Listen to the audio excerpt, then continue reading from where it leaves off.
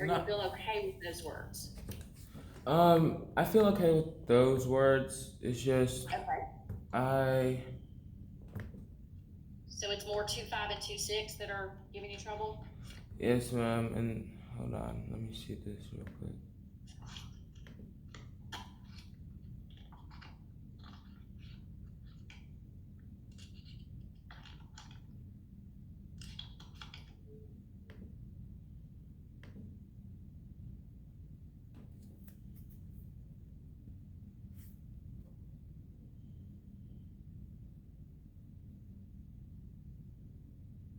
From 2-6, um, Okay. from the 2-6 homework, the first question. Okay, hang on, let me find that page.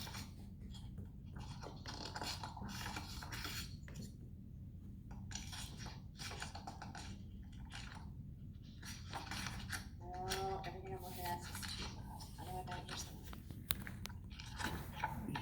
Okay, the one that says 2.6 homework Yes, ma'am. at the top, or the one that says like practice and it says Form K at the top? Do you know how to 2-6 Yeah, homework? okay, all right. I'm making sure I got the right page. Okay, so that very first one, what are the measures of 1, 2, and 3? Yes, ma'am.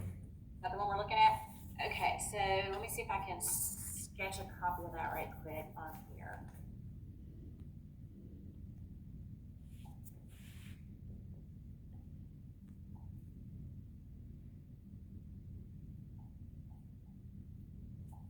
Okay, not perfect, but that's the idea. So this box, what is that telling me? That's a right angle. That's a right angle. Yes, that's 90 degrees. Okay, so if I want to find angle 1, use my highlighter here.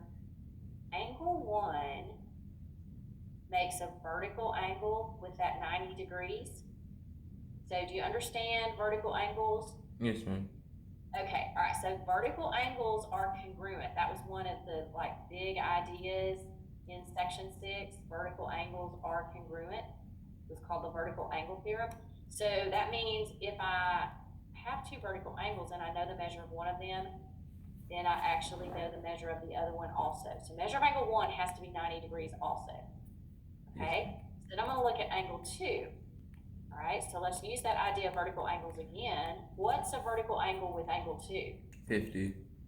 Yes, exactly. So measure of angle 2 has to be 50 degrees.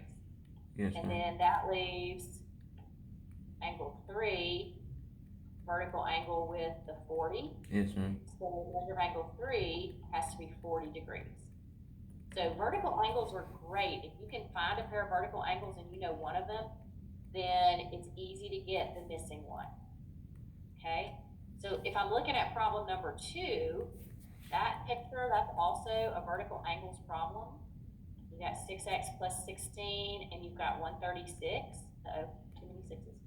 So these angles are vertical angles and they're congruent, which means I can write an equation where the measure of one angle equals the measure of the other one. And then we can solve that equation. So what would we do first to solve? Find out x. Yeah, how am I going to find x? What's my first step? I have to put a number in there to multiply. Well, so you could do, that's the guess and check strategy. You could do that, but that could potentially take a long time, couldn't it? Yes, ma'am. Especially if x is not a whole number answer. So I don't know what x is yet, but if it were something like 2.7, you could be there all day.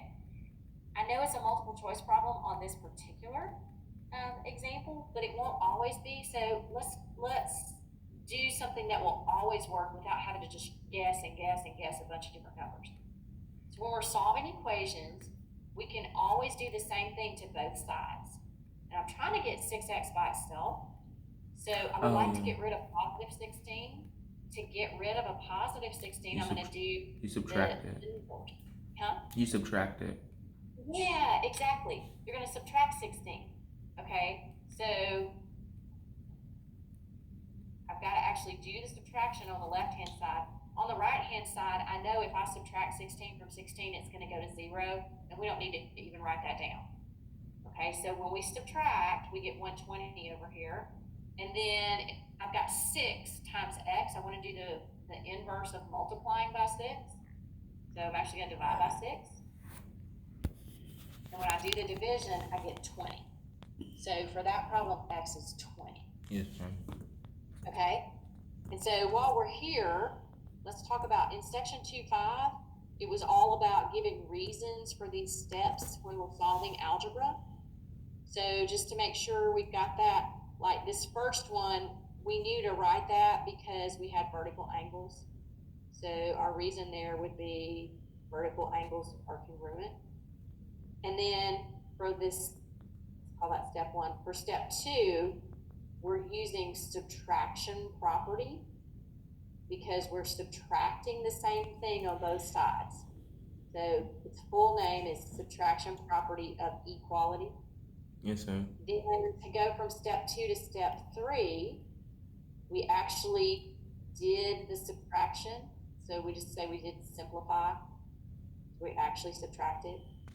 And then to go from step 3 to step 4, we're using division property because we're dividing by the same number on both sides of an equation. Did that section, did you feel pretty good about the 2.5 section where you're given those reasons? Shaky. I wasn't great on it. I'm not good at math. For real. Okay, so if you haven't been good at it in the past, then we just have to work a little harder, right? So let me ask you this, and I want you to change your mindset, okay? It is gonna be a challenge, and you might not have done well in the past, but at some point you were not good at walking, right? You could only crawl. And at some point you were not good at getting dressed yourself. Maybe you put your shoes on the wrong feet, but you don't ever put your shoes on the wrong feet now. Like you can get better at it. So we're gonna work this year on getting better at it. Yes, And ma'am. there's things you can do, right?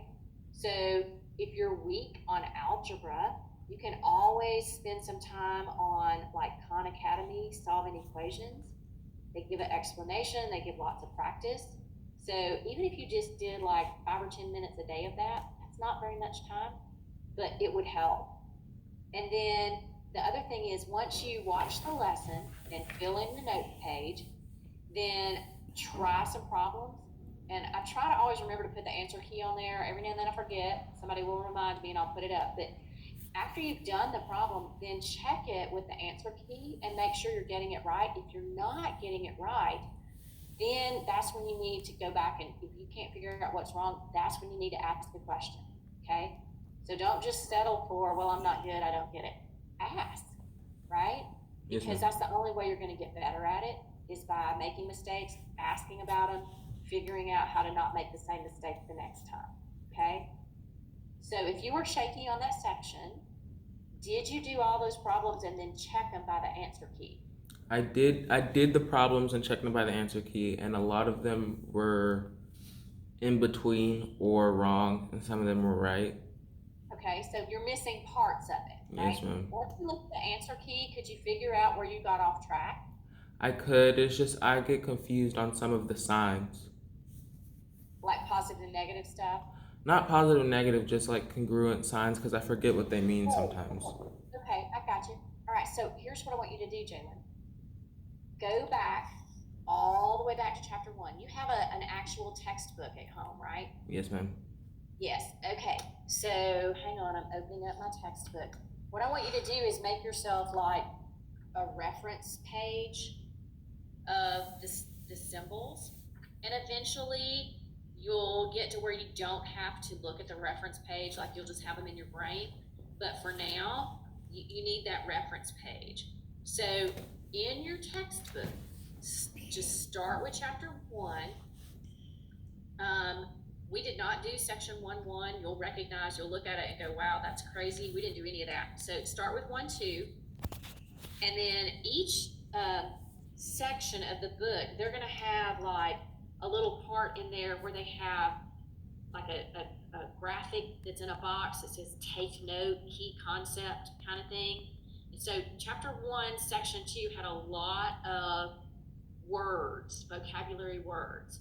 And so just start making yourself a list of the word and the symbol that goes with the word. So you're gonna have the word, you're gonna have the definition, and you're gonna have the symbol. Does that make sense? Yes, ma'am.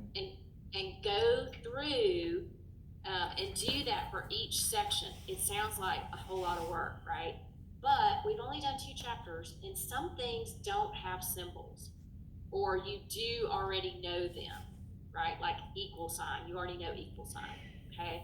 So if you will do that, that will help you tremendously. And then remember, you can use that as open notes test. You can use that reference page of symbols and definitions when you're taking the test, Yes, ma'am. okay?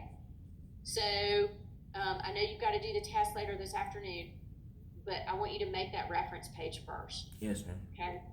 That will help. All right, so let's look at, is there another one from the section 2.6 homework that you missed that you want me to talk about?